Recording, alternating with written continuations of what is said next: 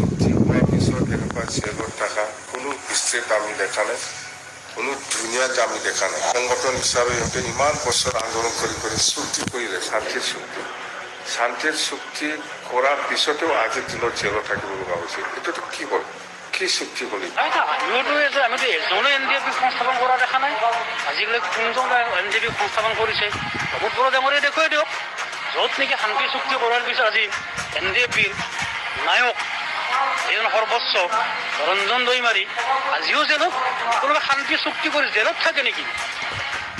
এই চুক্তি হ'ল নেকি এইখন কওকচোন?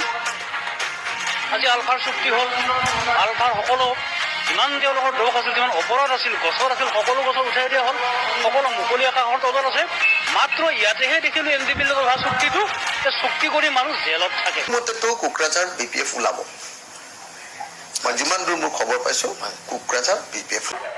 ৰাইজলৈ মেছেজ এইটোৱে দিম কি আমাক বড়োলেণ্ড নালাগে, আৰু সেইখিনিয়ে।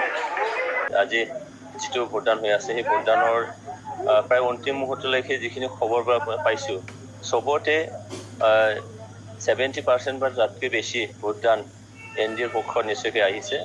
আৰু এনেকৈয়ে নিশ্চয়কৈ আমি NDA হিচাপে মই জিকি যোৱাটো একদম 100% কথা। তাত আৰু কোনো প্ৰতিদ্বন্দ্বী নিশ্চয় নাথাকিব, সেইটো মই অনুমান কৰোঁ। 543 জন MPफोर दं।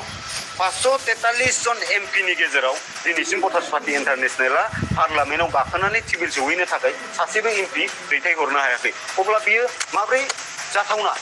UPPLआव 100% जोंनि पर्टेन चिरां दुवाराव जेसेबांनाखि BPIनि कर्मफोर दं, आं जेसेबांनाखि आफादगिरि महरै आफादगिरि थानाय समाव आङो बेसेबांनाखि प्राइमारि कमिटि दानानै होदों, थ' बिथांमोनहा गासिबो भट होदों।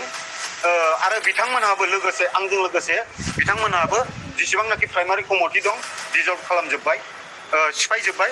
दिनै नोंथांमोनहा जोंनि बे पर्टेन चिरां दुवाराव माने खुनु प्राइमारि BPI प्राइमारि कमिटि नोंथांमोनहा नागिरनानै मोननाय नङा। रायजो राजानिफ्राय थाखा फैसा दिनै भटारशिप होनायनि नामाव कालेक्सन खालामनानै जे बिथांमोनहा स्टेट कमिटियाव जमा हरगासिनो दङ। दिनै भटार्स पार्टी इन्टारनेशनेलनि जे माखासे स्टेट मेम्बारफ्राबो मिथिया, दिनै बिथांमोनहा रायजो राजानि जे थाखाखौ जे पार्टिनि नामाव डनेसन खालामनानै मा खालामनाय जायो। दिनै जाय लिडारफ्रा हिसाब दिनो थाङो, जोंनि भटार्स पार्टी इन्टारनेशनेलनि जे मोजां दैदेनगिरिफ्रा जायफोरा हिसाब बिनो थाङो, बिथांमोनखौ मेसलेक्ट खालामनानै पार्टिनिफ्राय एर'नो। पलिट फिगुआ दिनै नमिनेसन हिसाबै ST हिसाबै दिनै 12,500 नङा होमबा? थ' 12,500 भट मोना बिथाङा। बिथांनिख्रुइ बांसिन भट मोनगोन सरकारा मोनसे अपसन होनानै होदों, नङा होमबा? जे जायफोरा बिजाथिफोरखौ पसन्द खालामा बा संगठनफोरखौ पसन्द खालामा, थ' बिथांमोनहा नैबे सिम्बलाव भट होनो हागोन होननानै मोनसे नथा सावगारि होदों। ललित फिगुनिफ्राय बेयावसो बांसिन भट थांगोन।